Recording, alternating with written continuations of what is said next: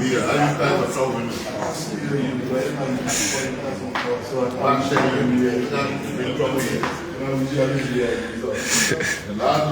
folks, want to say welcome again to the Ministry of Information, Cultural Affairs and Tourism.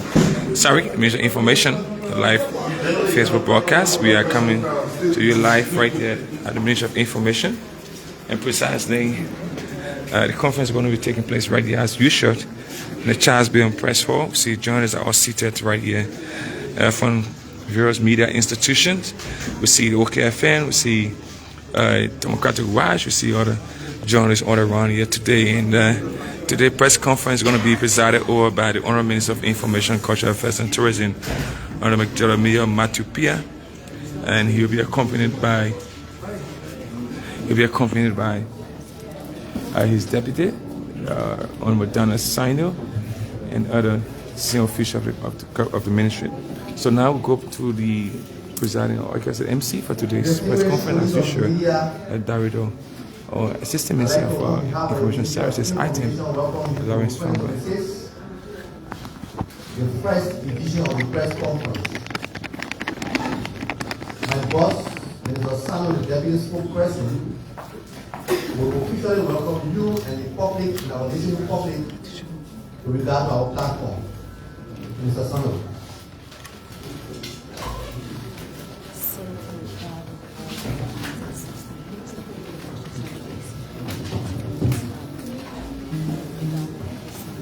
Good afternoon, members of the Folk Estate. Good afternoon to Liberians who are following the first edition of the MICA, the Ministry of Information press briefing in 2026.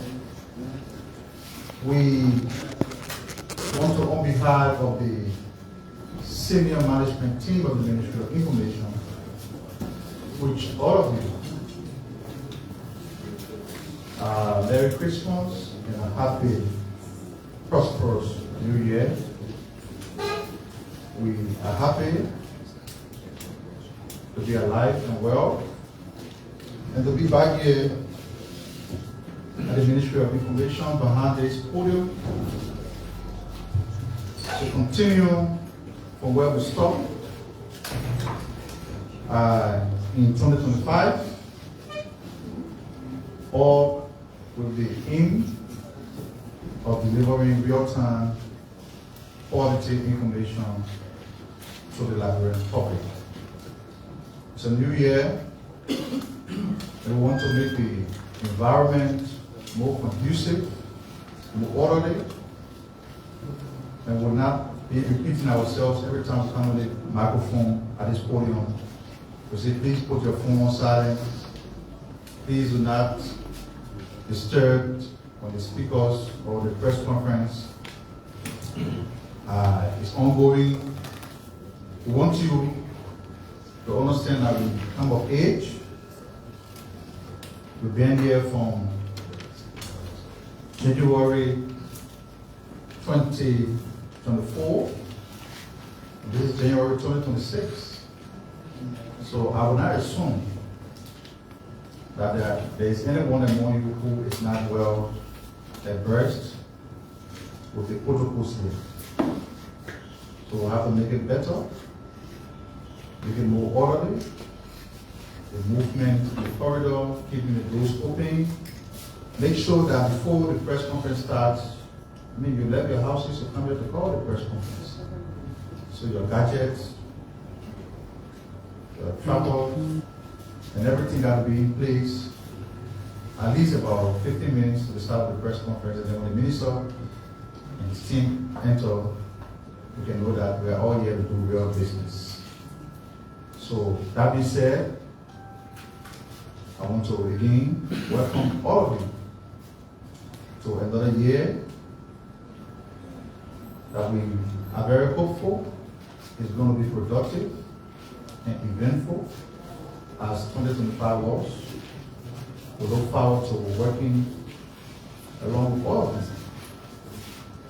If there are instances where we have to make some amendments, the Department of Public Affairs will do so, just to make the press conference more interesting more interactive, and to improve the environment.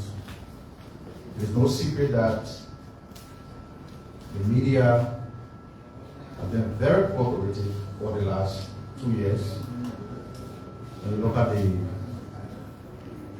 the local dailies, most of the headlines on the local dailies are drawn from topical issues that are generated here at the Ministry of Information. So we also want to say thank you to our colleagues in the media, the print, and electronic media. They've been very supportive. 2025 will now have been successfully completed. So we look forward to an eventful 2026, and today is the 6th of January. We are going to get the year started. Today we have a sole speaker, the Honorable Minister. He will be speaking on to you. Where we stopped from last year was that we were providing you very important updates about critical sectors of the government. And as we resume today for the year 2026, we are going to begin from where we stopped. So at this point, let me now seize the moment to welcome our distinguished minister to the microphone.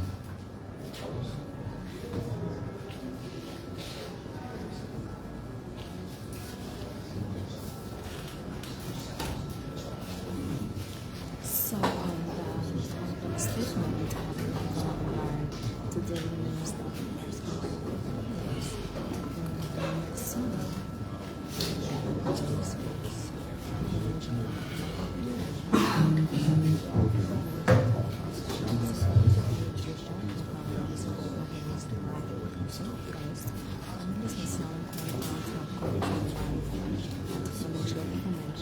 so please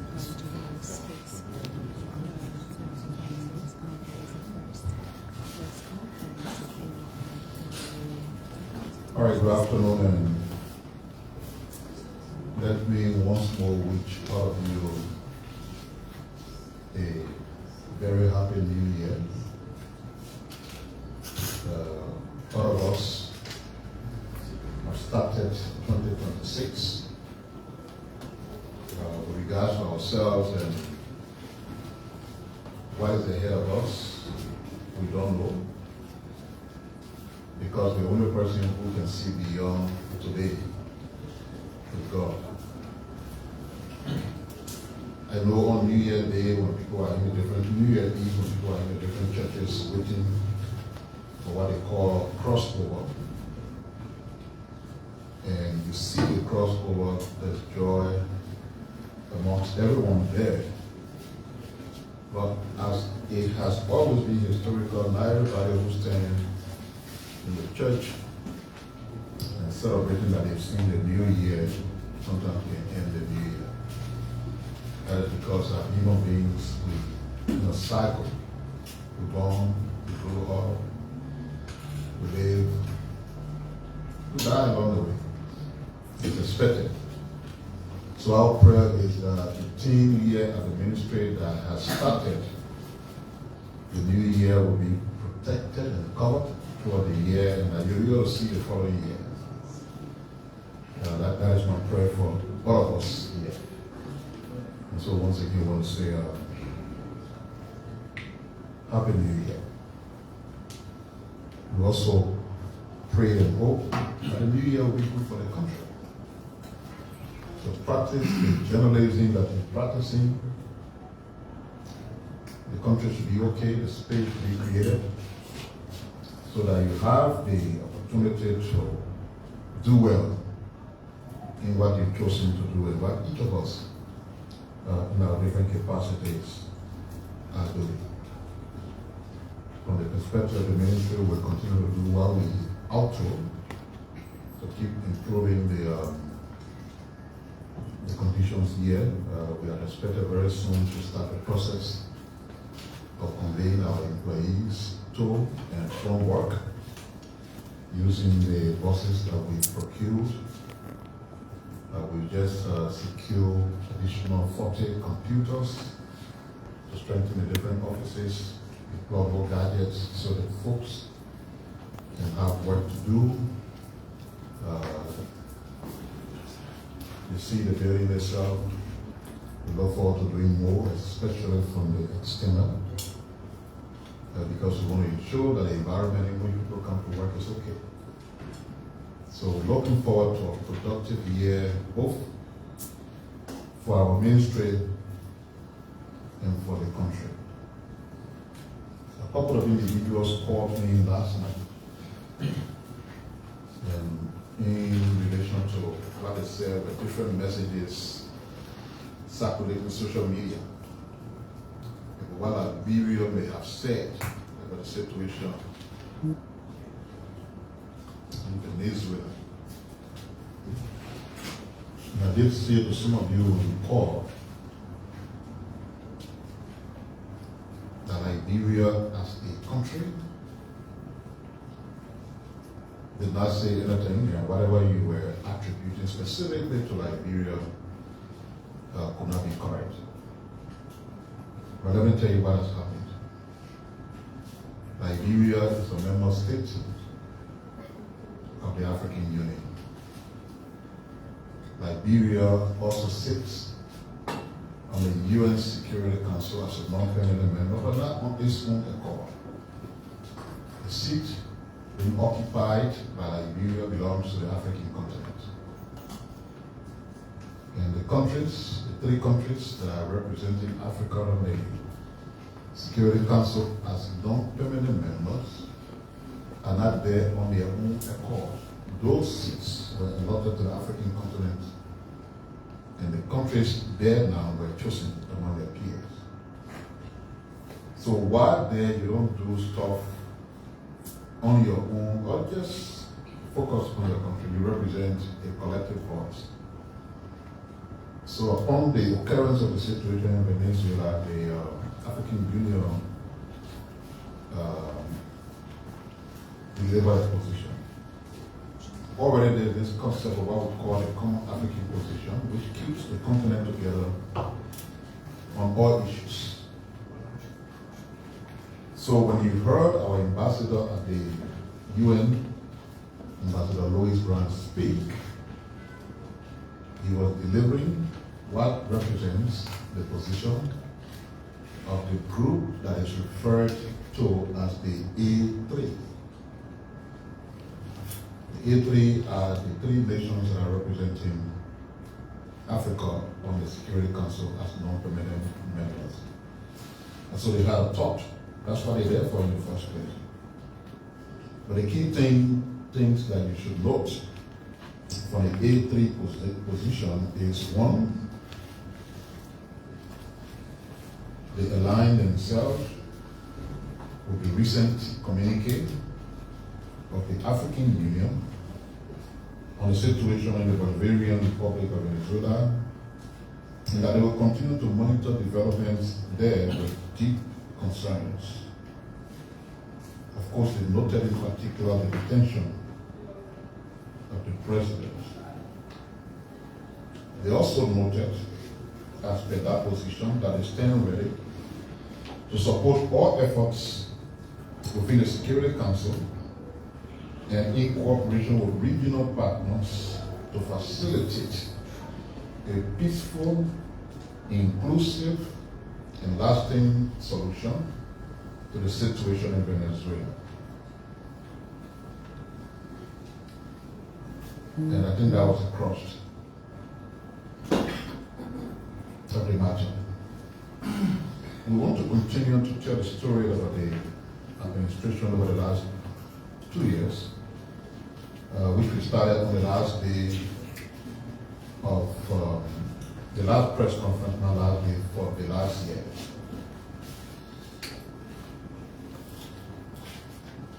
I remember when I was called by the president to come and say, one of the situations that I inherited, which any persons who come from abroad will inherit, is the ability to adjust to the climatic situation of the country along this time. Usually, this is a period that is extremely hot. And I remember those days, especially considering the situation of this ministry. You enter their offices, there was no generator, of course. AC current had a king, but you had to come to work. And in they had offices and sweat profusely. When we came to this very conference hall around this period, even though we had 2 units up there, these ones that you have here in my year, even with their presence, this hall was tormenting. Most of the times we brought our guests here, they were embarrassed to some extent because they were never comfortable. But the time is different now. The same period, but the situation looks very different. When I enter my office, I cut the air conditioner off. Because in the twinkle of an eye, it becomes terribly cold for my comfort. That's the impact of climate change. See the way I was driving to work this morning in January. It's raining. The other night, I think it was Saturday night or Sunday night, I was in the piano. And there was a real heavy downpour of rain. It's not common to the period we're on. It concerns us because some of the things we have to do as a government at this time depends on the climatic condition of the country. When the rains are pouring left and right, it slows down the pace of some of the things we want to do. Especially so with regards to our road work. Many different corridors have been tackled. I live from Broadville. There's been total clearance of the road leading up to St. Paul Bridge because by now we should have been almost towards completing the pavement and you would have just stand from the distance and see that driving from Broad Street way down to St. Paul Bridge is just a super full-lane road that will impress anybody because that has never happened since the foundation of the country. And of course, around the same period with the ratification of the Piah agreement, mobilization is about to start, and we're supposed to begin the actual road work from St. Paul Bridge to Clay to Tottenham to Bow side. So if you have those kinds of things to do and you see what is happening with the climatic condition, it concerns you, especially if you are a genuinely concerned citizen who wants to see development. If you're not one of those who gets angry when you hear for development, if you're not one of those who perhaps, like that man of God said to me, which I have watched in you, here, is praying and fasting and doing stuff for conditions like these to come so that the country does not change in that category, then maybe it's okay for you. But if you want to genuinely see the country developed, then it should be concerning to all of us. But it's a natural occurrence that we don't have control over. So we'll continue to monitor it, we'll continue to make intervention when it's applicable, once we show that what we do, does not lead to waste. Because if you're doing something, putting money in the end, that thing does not last, it will amount almost to the wastage of money. So we're glad that we're careful in what we do so that nothing is done here today, tomorrow is going to come and criticize and say, oh, everything they're doing here for political reasons, waiting for a project, where is it? It has vanished. The approach of this administration is nothing that resembles quick impact. We want to make lasting imprint on the country's outlook. And I must say too, before I move on further, that along these lines, there will be situations that look like pain. We encourage our citizens to adjust and just cooperate in these regards. And I always make this example when you go to Ghana, everybody tries to fly from here to go to Ghana, they come to go. Sometimes you go anywhere, just land for the airport, and you pass through, you come with all that huge impression of Ghana is this, Ghana is that. It didn't happen by magic. There was a time when the leadership there had to be decisive. And it was easy to do because the leadership that took the bull by the horn to do that was a military government, headed by Flag, Lieutenant the late Jerry John Lawrence. So most of the things they were doing was forceful. But trust me, in a twinkle of an eye, the people who were having problems with those things started to realize that it was meant for their good. And today they are so proud of their country. Anytime you speak to a Ghanaian, you arrogantly tell you that they are the best in the whole world. Maybe that is true, maybe that is not true, but that's what they believe. It's a sense of nationalism and patriotism that enables you to portray your country in that way. So yes, when I was driving yesterday and I realized that deep clearances were done all on both sides of the Douala Road, some people may not be happy. Because people sell there, people do different things, and the whole livelihood question will come out and say, oh, this is how we survive. You know, but the truth also is that in that place is a very huge and big market that is empty. So as these adjustments are made, anyway, if everybody in the market or in one bar, it will be forced to enter. Maybe part of the reason why the people who say I won't go in the market, maybe part of the reason why they have this struggle is the very thing you want to look for in the market. As long as you put your foot down from the car, you see it on the street. But everybody in the market hall are sure to go there and will still sell. But those things are considered to be pain, which you see it as a painful situation that enhances national development, and they will take the country to a point where you are proud of it. So what's happening in the agriculture sector?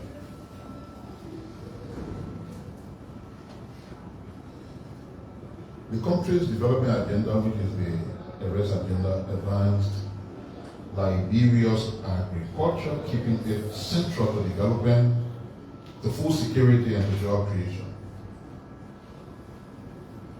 Beneficiaries and support in the sector. Around 198,000 plus farmers have benefited directly through extension in seed distribution, in mechanization, in climate smart practices, in animal health, and in market access. 35,000 additional farmers reached with partner support, strong participation by both women and youth.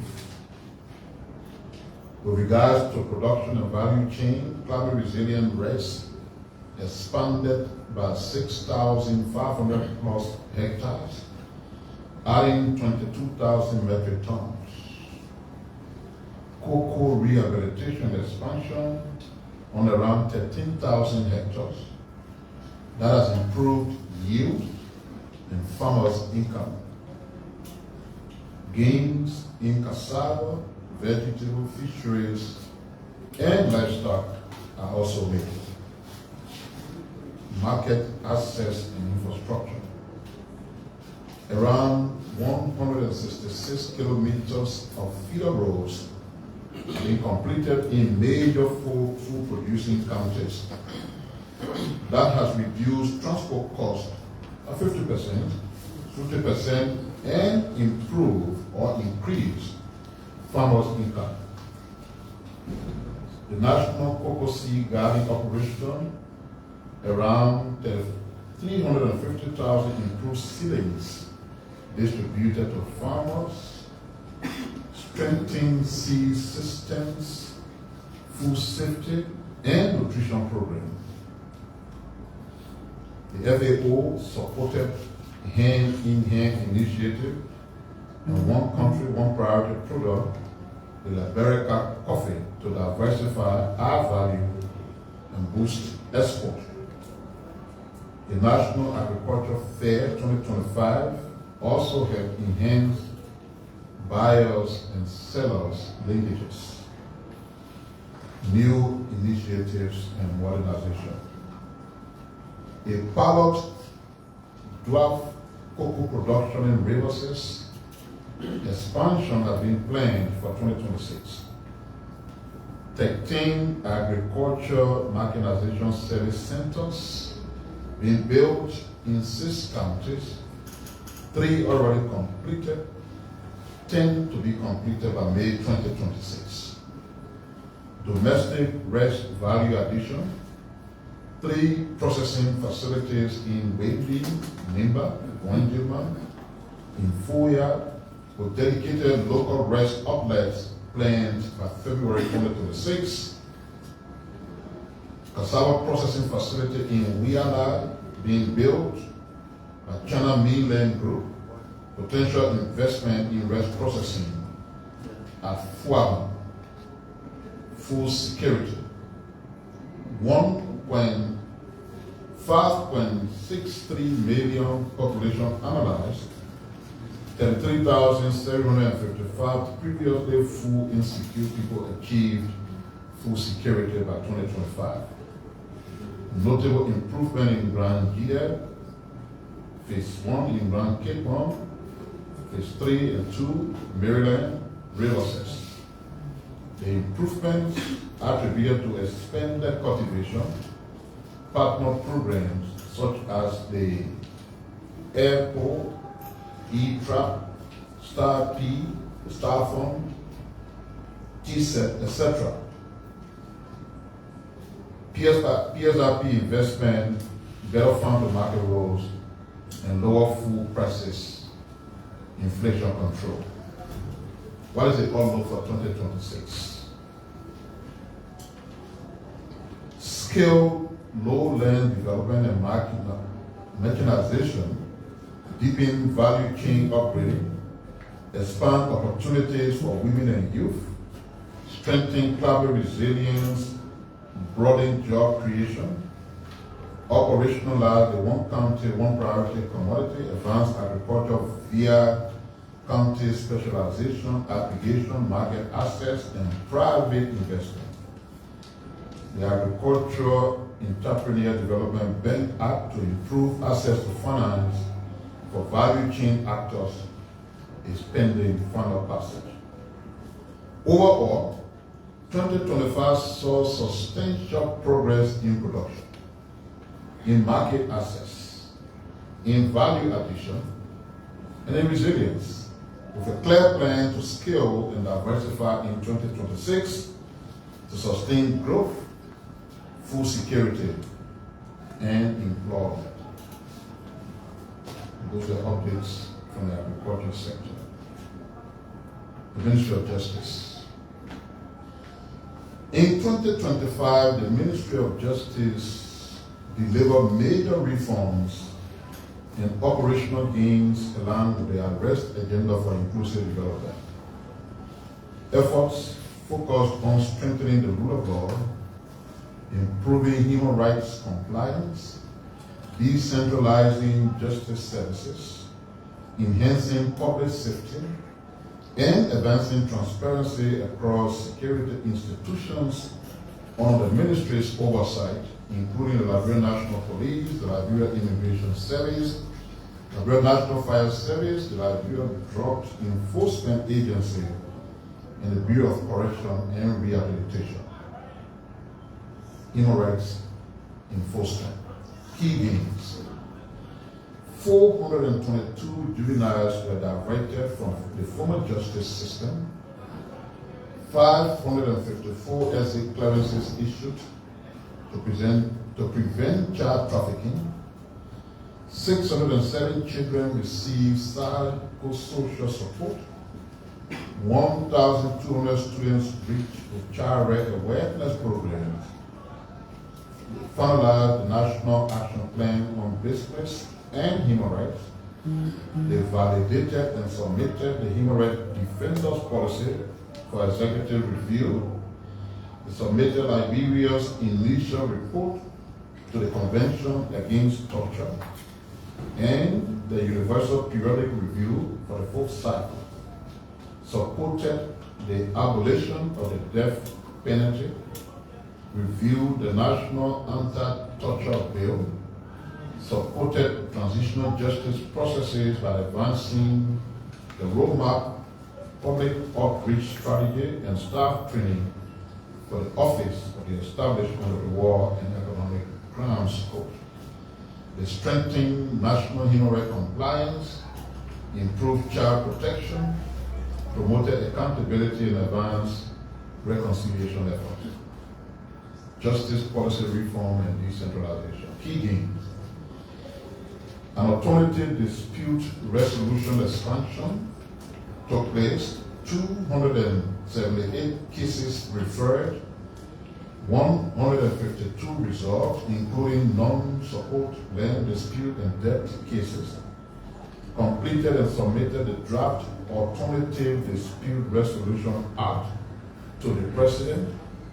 Developed core ministry policies to include employees handbook, procurement policy, prosecution fund framework, and access management policy.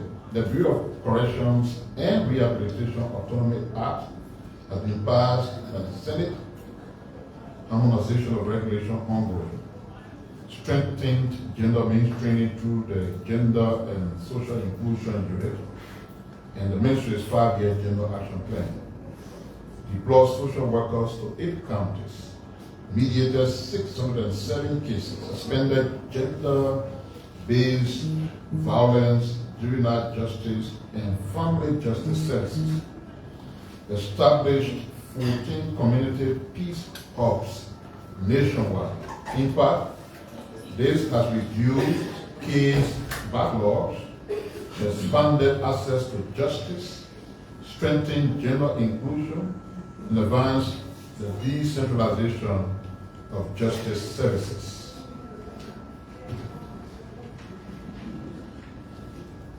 We discussed the LRA the last time I was here, and we got some additional updates.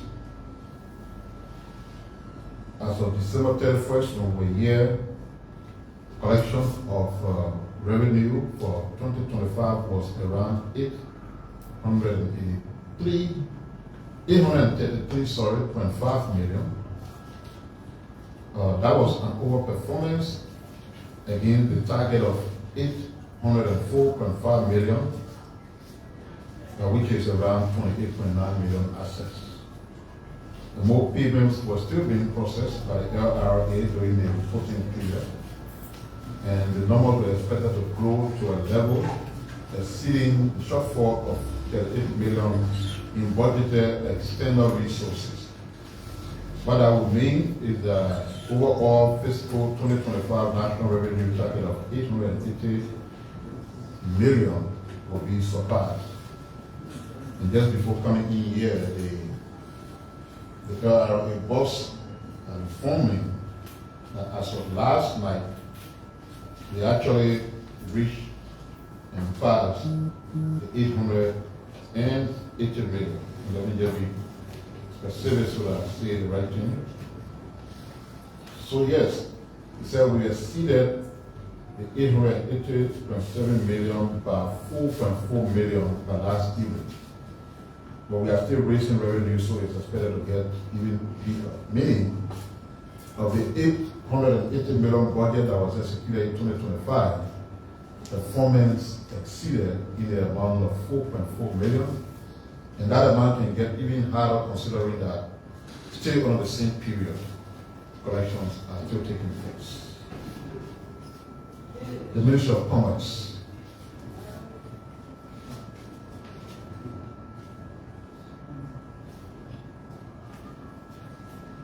What have they achieved as was given to us?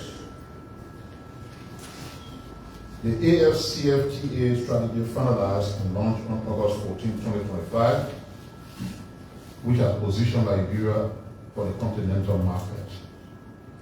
Export expanded on duty-free schemes, processed rubber, oil palm, etc., to India, to China, and to the ECOWAS states. The RPD and EPD systems have been digitized and automation is on the way. Business registration modernization is to be completed in 2026. The Ministry of Commerce staff have been trained, custom brokers trained. The process will continue with the business community and development partners organizations.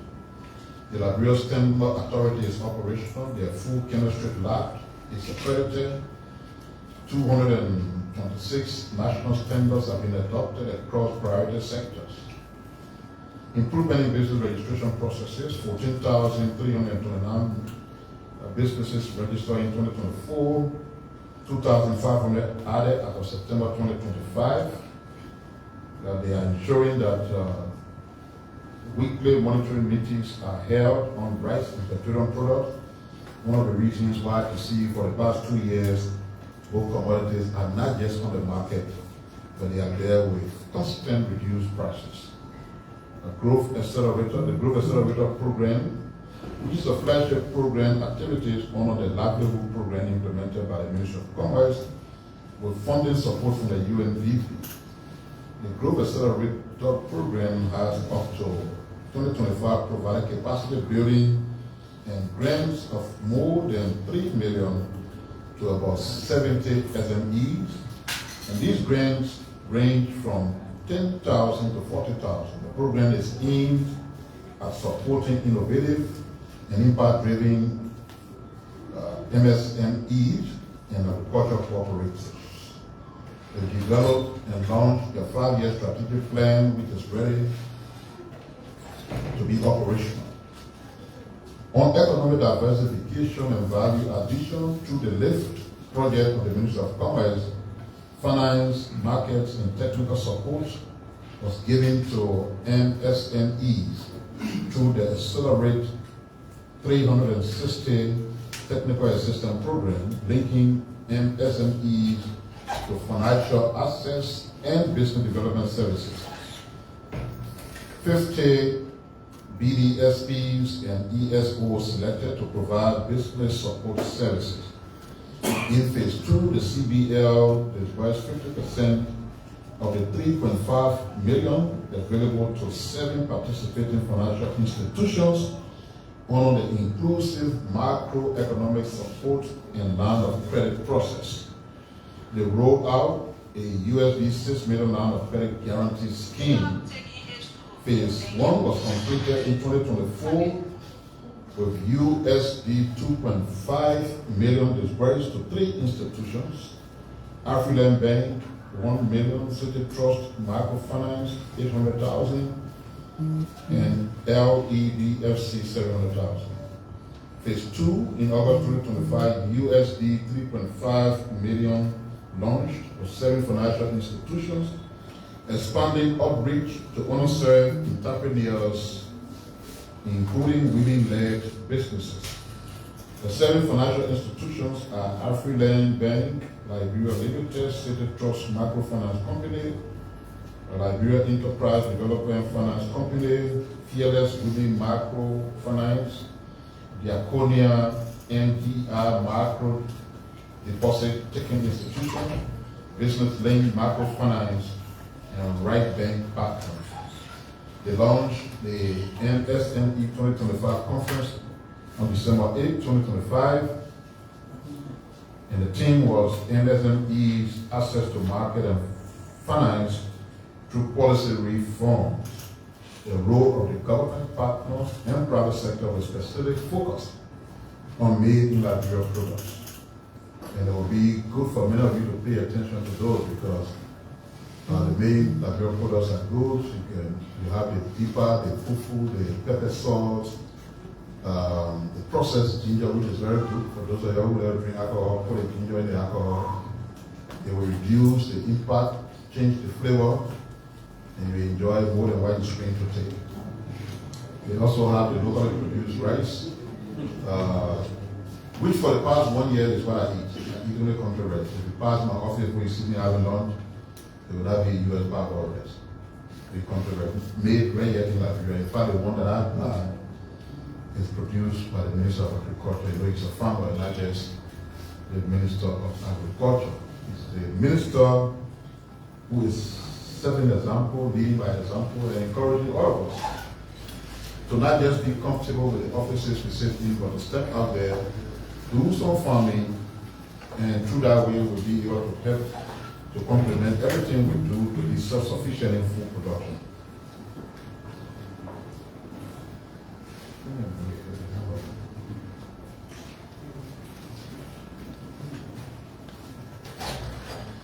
So the key achievement of the MSME conference is successfully position MSME as a central pillar for Liberia's economic transformation agenda with strong political leadership and policy alignment.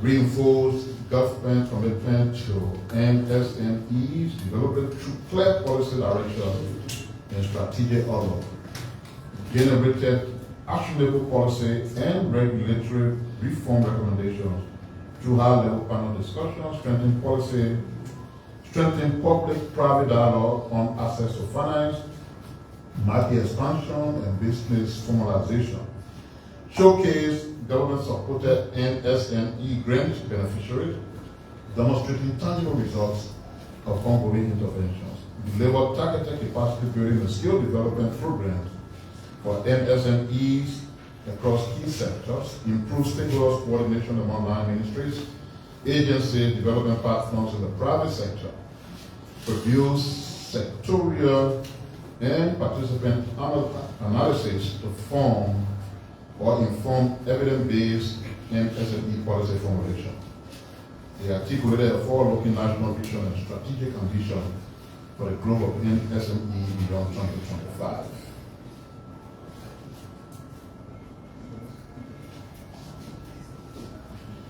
The Echo Bridge Livelihood and Employment Program was also initiated to empower young people, women, and persons with disability. A total of 180 youth, women, and persons with disability were recruited across Dome, Bapuru, Riverside counties and compensated with $400 each via mobile money to help support their plans after the training in business management.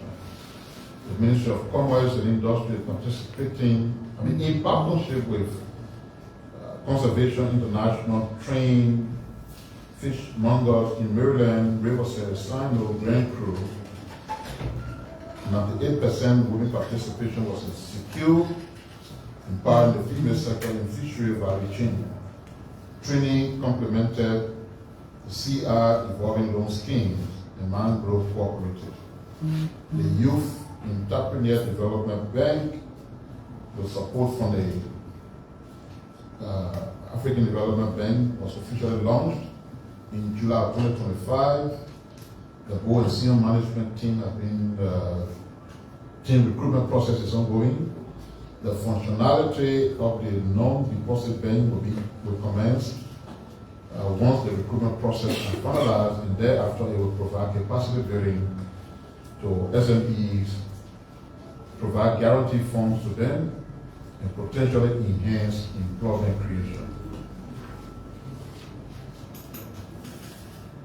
The impact: there'll be more export, more production, logistics, and processing jobs, lower business costs, more style and formal jobs, industrial inspection improved, and market safety also improved. Customer protection action increased with market confidence.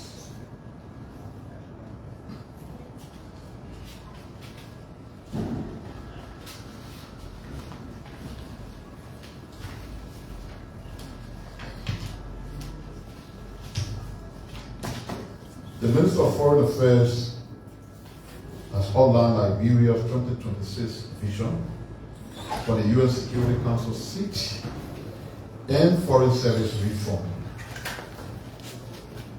The Minister delivered a global briefing from the diplomatic mission in Rabat on January 5, outlining the 2026 agenda following Liberia's historic seat on the UN Security Council and notable diplomatic milestone.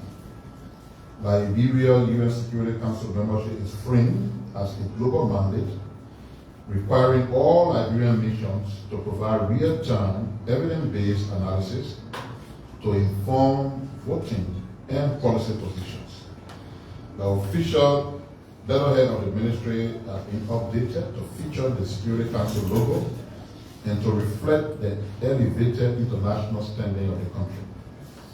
Mr. Besto has emphasized standardized excellence across the diplomatic corps to focus on 1, professionalism and confidentiality, strict conduct, 0 tolerance for sensitive information leakage, and she's cautioned against posting sensitive information on personal social media pages. With regard to foreign service reform, a 2026 roadmap to improve mission support, including transportation and staff insurance for high traffic mission has been adopted, and for accountability, for financial accountability, ending unauthorized spending and ensuring timely remittances of payment. Shift towards economic diplomacy is also a policy direction. And in that light, missions will prioritize for investment attraction and trade partnership to create jobs and drive domestic growth. So the key message, Liberia Security Council seat symbolizes international trust and requires precise, urgent, and cohesive actions from all diplomats. So the minister has called for improved coordination between diplomatic missions and the Public Affairs Department at the Foreign Ministry to maintain a unified global messaging. The 2026 agenda positions Liberia Security Council role as a catalyst for both security and economic development, with a cohesive, reform-oriented, and accountable foreign service.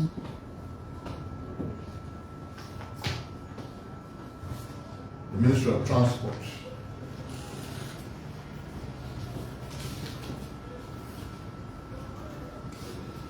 The deliverables for 2025, general achievement. The ministry launched its 5-year strategic plan. The ministry was able to meet their projected revenue target and surpass it by 269,507. Adjusted revenue projection was 10.3 million and total collection was 10.5 million. Land transport. They conducted the final review and validation of the new motor vehicle and traffic law to match current realities. They've trained 1,000 drivers and 3,000 motorcyclists and distributed 3,000 safety helmets to motorcyclists. They've published new transportation fares with reduction in transport fare by 18%. They've commenced the installation of electronic billboards, 6 in Monserrado and in other cities and counties, including Kakata, Banga, Ganta, Waterside, and Montreal and Clay, for the projection of road safety messages to the public. They've done the installation of 2,300 reflective cat eyes along the Japanese freeway and 1,123 along the Puebla to Johnsonville corridor. They have carried out road stripping of major road corridors in Monrovia and its environment. They've undertaken the installation of 65 traffic signs along the ELWA to Central Monrovia route. The ministry distributed 178 traffic signs to schools, churches, hospitals, etc. in Monrovia and its environment to enhance the safety of students and pedestrians. They've installed a weigh station at Clay Junction, Bomi County, and another nearing completion in Kirisburg, Kakata Highway, Monserrado County. They worked with the National Transit Authority for the purchase of 64 buses for affordable transportation. We're also working along with the National Transport Authority for the purchase and delivery of 64 buses for commuting of people who, it also led to provide affordable transportation and easy access.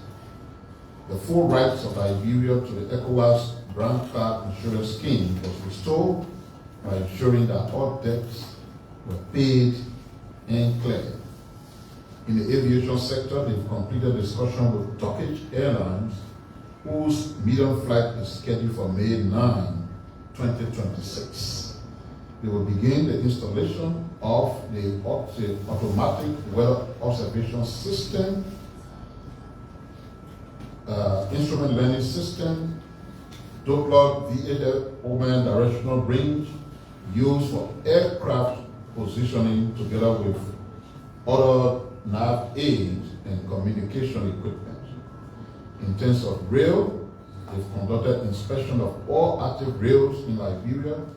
They've completed the project with the Liberia Water and Sewer Corporation for the repair of the pipe on the rail from Louisiana.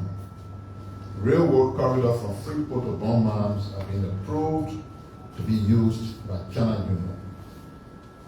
In terms of sea transport, they've entered into a memorandum of understanding with Senegal for the feasibility of waterway transport in Monrovia. International achievement: restoration of Liberia full voting rights at the International Civil Aviation Organization, ICAO, in Montreal, Canada. A memorandum of agreement with MIG Group of South Korea for the provision of domestic and regional flights. And Liberia hosted the 50th anniversary of the Rubber Flight Information Region, in which Liberia was selected to be the chairman.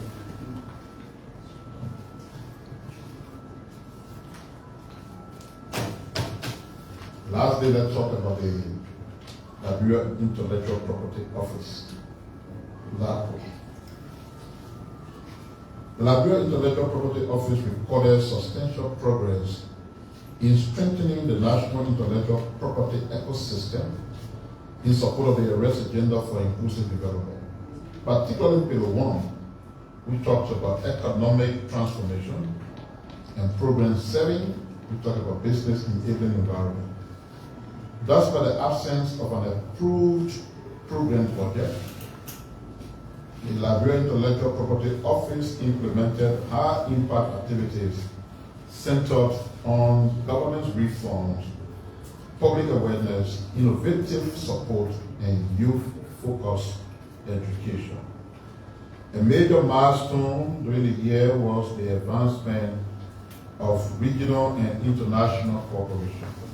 LEPO hosted the Director General of the African Regional Intellectual Property Organization, which resulted in renewed government commitment expressed by President Waka to ratify several key ARICO and WAPO treaties,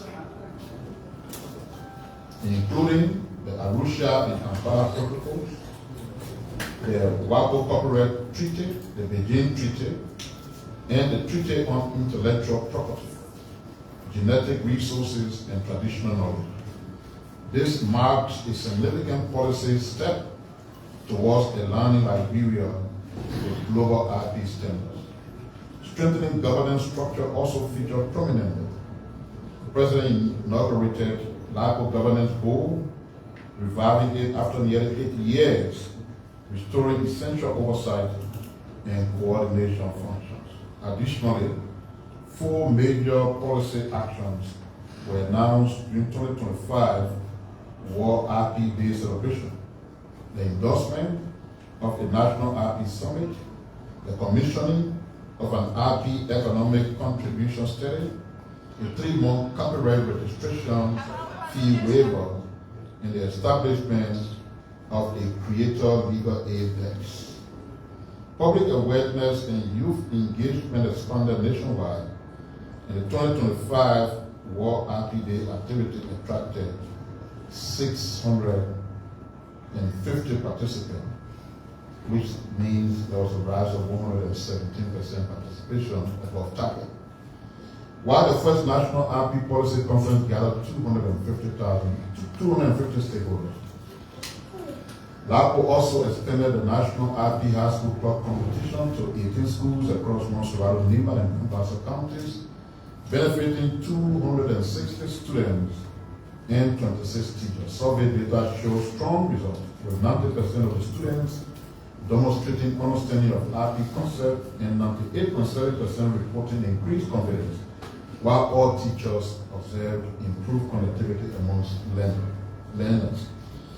To enhance innovation support system, LAPO expanded the Technology and Innovation Support Center network to include the University of Liberia and the African Methodist Episcopal University, adding to 2 existing university partners, a national TRSC workshop, strengthening research and innovation capacity across 8 universities, and 1 innovation hub with participants recording leverage knowledge gain of 39 to 44% in patent right, trademark, and design research technique. Looking ahead in 2026, the entity's priorities include launching the national IP policy and strategic plan, strengthening internal human resource capacity, advancing framework for traditional knowledge and generic resources, expanding public awareness and IP enforcement activities, and conducting a study to measure the economic contribution of copyright-based industries. In 2025, the entity strengthened its cooperation with the African Regional Intellectual Property Organization by hosting the Director General and delegation for high-level engagement on intellectual property development. During the visit, the delegation met with senior appointed government officials, elected officials, including President Waka. At the meeting with the President pledged the government of Liberia's commitment to signing and ratifying outstanding ARIPO protocols, including the Arusha and Kampala protocols, which will align Liberia's IP ecosystem more effectively with regional standards for copyright, related rights, and patent variety protection. The President also expressed the government's commitment to ratifying additional international IP treaties, including WAPO Copyright Treaty, the Beijing Treaty, etc., etc. Governance and institutional reform, which we already spoke about, strengthening innovation support and system. During the reporting period, the institution strengthened national innovation support structure through the expansion of technology and the innovative support center network and related capacity activity, a key milestone. All right, I think they just printed this in multiple times. So we'll end the year so that we can have some interaction. Press conference after press conference will come with updates for all the sectors until we have accounted for what each of the sectors have been able to do. So the Ministry of Information does not run all the government ministries and agencies. So the ministry is designated to say on behalf of the government everything that is happening. So we are engaging all the ministries, we are engaging all the sectors, the agencies to update us on what they've done. And as the updates will come, we'll continue to inform the Liberian public through all of you who have been committed so far in helping the Liberian people know what their government is doing. Thank you for coming and for your attention, and happy New Year again. Let's take your questions. Thank you, Minister. My name is Joseph Selim, and I write for the newspaper. So the Minister, you provide an update, from our ministry and agency. I want to know when will the free bus policy for pregnant women and military people will start? And lastly, is there any current updates on the yellow machine because you provided update that day and for more doing the first payment, so I want to know is there any update on that? Thank you. My name is Jackson Ali Sefa, and I recruit for 70. Well, Mr. Minister, thank you very much. Let me start from the Justice Department. You spoke well, you gave much of that. Have required, please. So, but questions continue to linger in the minds of many Nigerians when it comes to the issues that happened in the past. Number one, the 25 million mobile exercise, it remains like a wound to many Nigerians. When you talk about it, they will feel like the government has done nothing and continue to ignore it, but yet they continue talking about it. And also the issue of the death of the auditors and the Simosa issue, the disappearance of those books. And lastly, to the issue of the United Nations Security Council. The questions remain,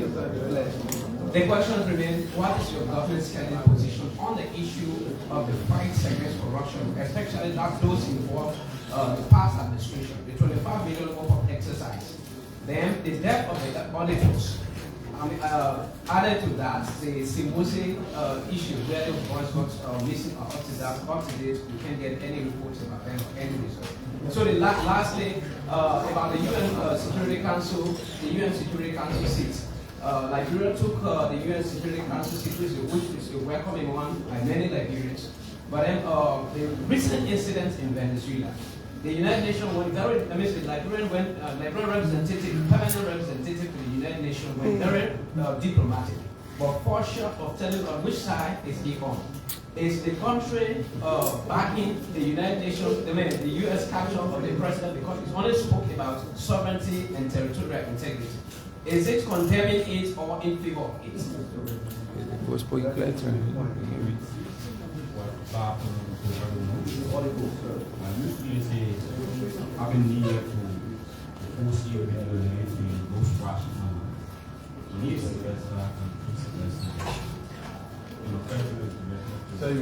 Ito lang.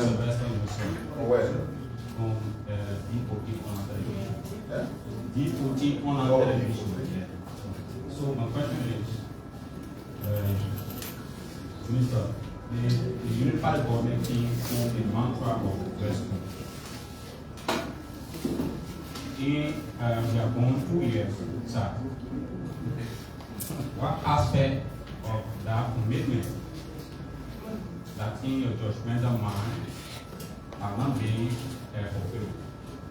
And the other question is the government still on track on the rescue vision, or it has deviated? Thank you. Good afternoon. My name is Desmond and I report for the Makassar newspaper. The Happy Passport Limited to the Christian Management of the Ministry, taking into consideration with the issues in Venezuela that has the propensity to undermine regional stability and global peace. To what extent can the government disrupt the action taken by the U.S. government in the arrest of the Venezuela president? Thank you. Thank you. My name is Darius and I report for popular news. I just want to give some clarification on the topic about the revenue exceeded. We're not getting to it together. No, we're not going to this.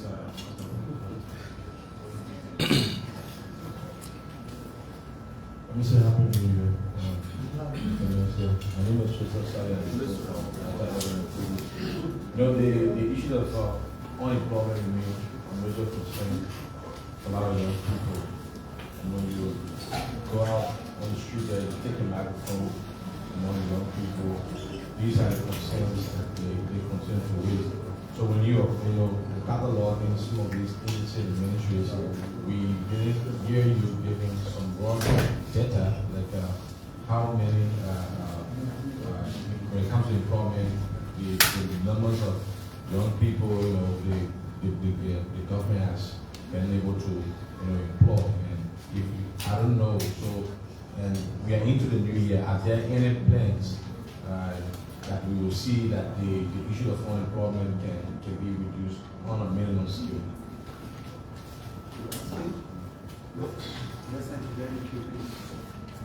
Thank you so much, Minister, for the vision. So my name is James Piah, and I'm the from Our Minister, thank you so much last night for the show. You and the Minister for and my county was not great.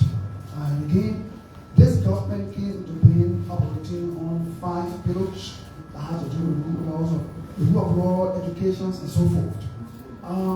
With these pillars, has this government been able to execute the 5 pillars on the periodic review, on having it on the difficult to execute the 5 pillars?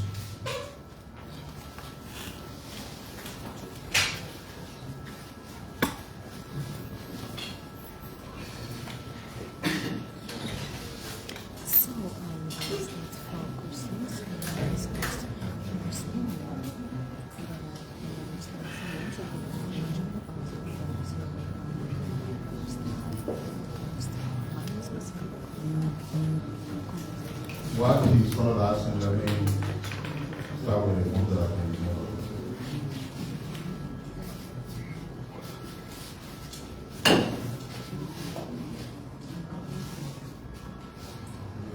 So Joseph, we're doing sector by sector updates. I'm sure you didn't hear me talking about the National Transit Authority today, but they will be captured. And probably by the time they send their updates to be used at a press conference, my hope is that your question concerning when the H1 will start free ride, I hope it will be addressed. Will be on Thursday. Okay, in fact, they say they said we'll come here on Thursday. So you will have a chance to phase in and not pass through it. Yellow machine is a dumb deal. Don't start running around with something that's already finished. Yellow machine coming here. I did say to you we're doing the initial payment. In fact, before I said the initial finance, I announced that.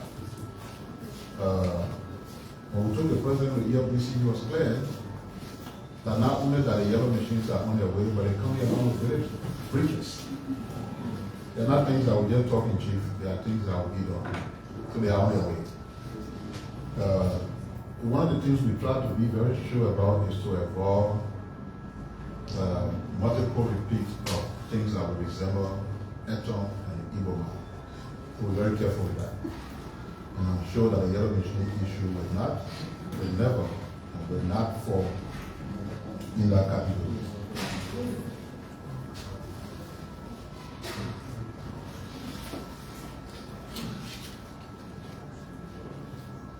So when you say what's the government's position on prosecuting corrupt cases, don't you have somewhere to and others in court? You don't have a greater rare case in court. So the way the system works, when you compare your evidences and you show up and then you move the court. But let's be honest with ourselves. Is it the executive or the Ministry of Justice that have stored the cases that were taken to court? Immediately the case, the Richard Rag case went to court, what did people do? Doctor, now you only know what it did? Every time you take action, somebody run to the Supreme Court and ask for what? Prohibition. The law permits that. Prohibition means stop anything from happening because I don't think it's fair or this one wrong. When the Richard Rag case went to the Supreme Court for prohibition, how long it took before it came from there? Just generally, when I pretend that I know it took 9 months. So you blame the justice is not prosecuting because another branch of government kept something there for 9 months. How many times where they have not gone to the Supreme Court to see the few days they disbanded the entire jury in the Asson case? What they put it? They were the Supreme Court out of prohibition. All those things help to delay the judicial process. But they don't represent the fact that nothing has been done. Of course, we have separate, coordinate, and equal branches of government. We have our role to play. The judiciary have theirs to play. We can dictate to them on how to do it. But you have to acknowledge what the government itself is doing. And if the court system is such that it grants certain privileges to people and they utilize them, not us have a law, then we just got to keep pushing until we get to where we want to get. But it can be a blame game to say we're not doing anything law because they're doing something. And what the legal process calls for is being used by those who've been accused of store and sometimes delay prosecution. It's unfortunate, really. But that's the system we have. That's what our law says, and we must respect it. If we want to be a democracy, we can't be calling ourselves something else and doing something else.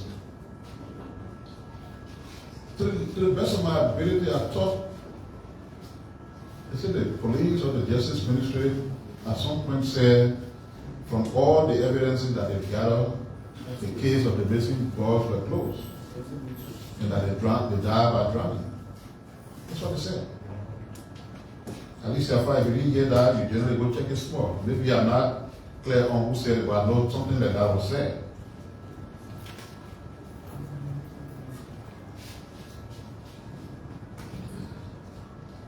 When we come to the press conference, they listen. made things very clear. We belong to the African Union. We ascribe to the common African position on global issues. We don't represent ourselves on the Security Council. And we are not the only country in the Security Council representing Africa. We are three. And I did say to you, why Ambassador Brown Rare was not Liberia's position. It was the A3 position. The A3 are the three countries that are representing Africa on the Security Council as non-permanent members. But the seat they occupy not for their respective countries. It's for the African Union. The African Union has earlier issued a position on that situation. The A3 simply lifted, elevated, and re-echoed that very position. We cannot be echoing a message on behalf of a bloc at one point, then we run to the second point and say the one we're talking is exclusively for Liberia. That's not how international relations work. So that's why it goes to you too. You come in one Liberia position. I'll get to you why. As about the description of the capture of the Venezuelan president. What was echoed by the African Union and adopted by the A3 is what we stated. We're not going to have a personal opinion. If we want to have personal opinion, we should not be in the Security Council. And we went there to represent the views and aspirations of the African continent. Is it that it? Of course, if you represent the people as their voice, and the very people you represent, we fight them with the system, you say, Lord, I like good, I'm going to say my own, then who are you? You should not be there. This country has a deep history of excellent international representation. And that's why you see it right there. We didn't go there to be acrimonious. We went there to represent a group of people and we worked with them on every global issue.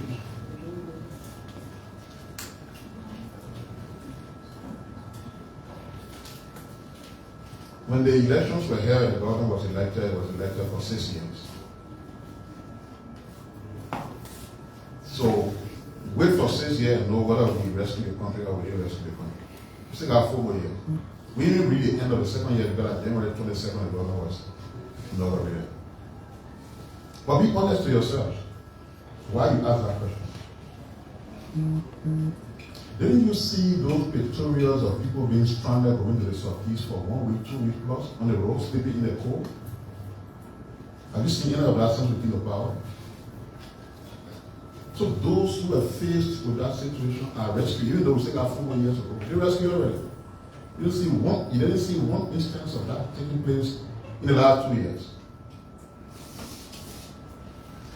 Have you forgotten those pictures of women climbing over the fence just to have access to a bed of rest? Have you seen that in the last 2 years? Have you forgotten those pictures at filling stations where people will put rack and continue in their space to say that my space here tomorrow morning I can't know where I'm starting from? Have you seen that? Is that not rescue? Were you not here when your country passport was in the hands of criminals? And they were sanctioning them for that and categorizing your country as a rogue state? Away from that, you only UN Security Council. Away from that, the President of America can take a phone and call President Obama every time. Away from that, when you call the first 5 African leaders at the White House, President Obama was there. Is that international image we have still the same? If not, is that not rescue? Everywhere in the country was down the hell. Oh yes, I worked in the ex-Senate government as a deputy minister, as an assistant minister before deputy minister, then acting minister, then press secretary. I stayed down there throughout. In less than 2 years, I can arrogantly say every day that my current young book. It's not just about me, it's about everybody who lives in that area. My young employee here, he spent the day with me on Christmas Day, he and Chokon Flama and I call the other boy from DMD. Where are they current went?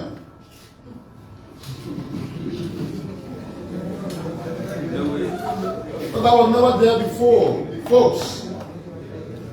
That area how we have never seen in Liberia City. The process is continuing. The reason why we have not done 100% is because technical advice said Don't put all the light there on part of the road that you're not feeling, you go by, you have to root it off. So every portion of the road has been completed with putting the light there. When you enter the country now, you're driving from the airport to Monrovia or from Monrovia to the airport. Why you see that, why you saw that in the last 10, 15, or even 6 years? Of course not. So the rescue mission is on. Were you not here when it took 83 million for the National Reserve in the last month of the year to pay civil servants who they were owing for 3 months? We don't owe them. Pay them on time every month. They are rescued. What we're working towards now in that regard is to undo the harmonization, which was a cruel policy that cut down the earnings of people and brought more poverty on them. Look at the road work all over the place taking place. And we still asking questions whether we feel the country is rescued. You want us to sit down, comparative analysis, the last 6 years versus the last 2 years. When I gave the LRA report the other day, revenue projection rose to 35% in 2 years. In the past, it was assumed 35% growth, but 35% in 6 years. If you go by that analysis, what we did in 2 years, what we did in 6 years, that revenue growth may even be up to 60% by the end of our administration, or more.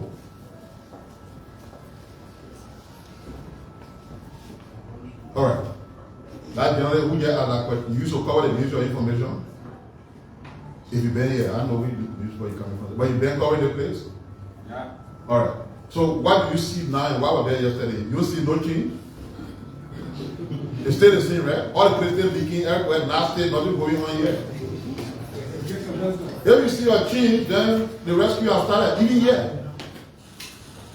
And Chief, I will go on and on saying everything I'm going to say to you. We're rebuilding water systems in 6 of our political subdivisions. We restore pipe-borne water to Monrovia and this environment.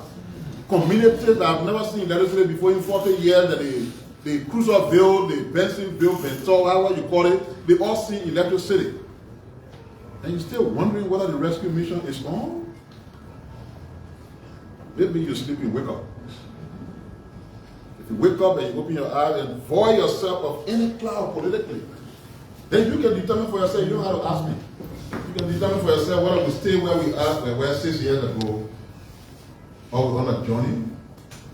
A journey that will take us to 2029, and you will see the dividends clear and established. But before you even reach there, you see all the differences. And still you're wondering whether the country is rescued or the country not rescued, or country is dead, country not dead. By their fruits, you shall know them.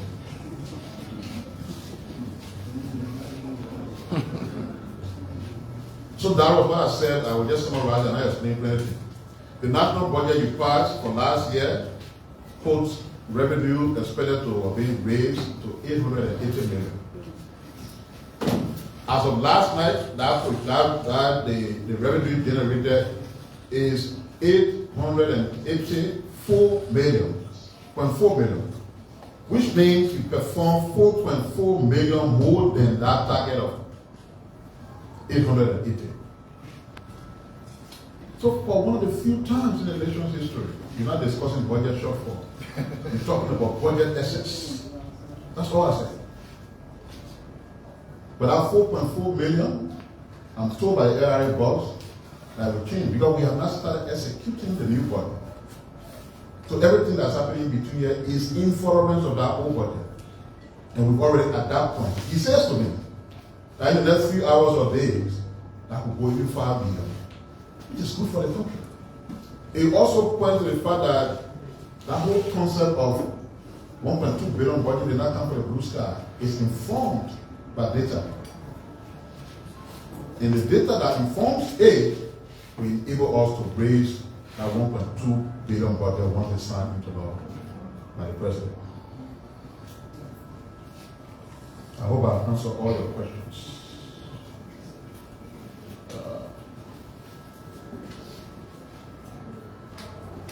Unemployment.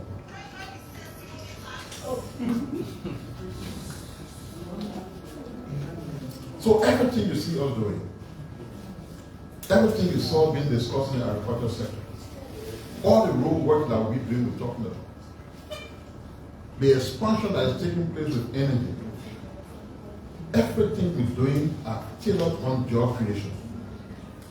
Because it's not a robot or AI machine that are doing those jobs, are human beings. But secondly, the government constituted an employment task force. I'm not be making noise about it because it was more about work than talking. That employment task force has been working very hard. First, to establish that it is not true that jobs are not being created. So they crunching the number and the data, and they will establish what are being created. Two, the second part of your work is to initiate accelerated actions and activities that will ensure the availability of more jobs. We'll reach a point where we'll be very targeted, where we look at our national budget and say, for example, we have this amount.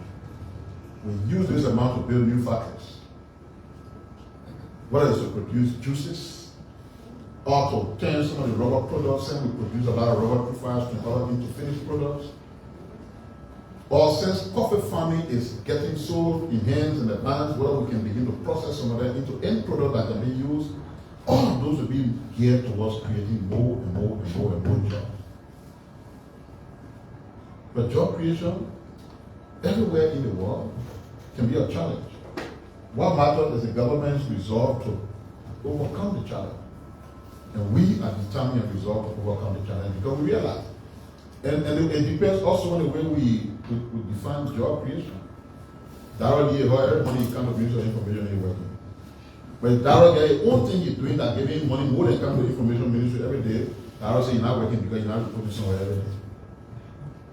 When you saw all the things we read back from the Commerce Ministry where they're giving some people incorporated together, giving them 10,000, between 10 to 40,000, or they giving some people $400. Somebody who has entrepreneurial skills and say, SME, and they gave them some money to go do business. When I was a child coming up, my mother used to be a coconut seller. She didn't have a lot of money to sell a coconut. She put small money inside. She sent me to school, not my father. She sent me to school for selling the coconut. She used to go to Riverside, buy the coconut by bed, and she comes to Buchanan. Every morning you go to the market to go sell. Sell a bed. When you finish, you go back. She educated myself and my siblings. My big brother in the US now, he went to the Catholic school in Buchanan, St. Peter Clever. Paid others, my mother's papa though. You know, when she was employed. Nobody employed her, but she was self-employed. And multiple self-employed people throughout the place. The African Entrepreneurial Bank that I talk about here from the African Development Bank is meant to give funding to young people, whether individually or incorporated in groups, so that they invest in things they want to invest in to make money for themselves. The initial funding for that is $17 billion. The bank committed that will make it more than that. Those are all job creation efforts that are ongoing.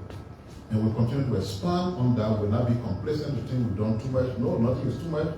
We'll continue to make those interventions because that's the only way we'll make that easier for the citizens of our country. I hope I've answered all your questions. Thank you.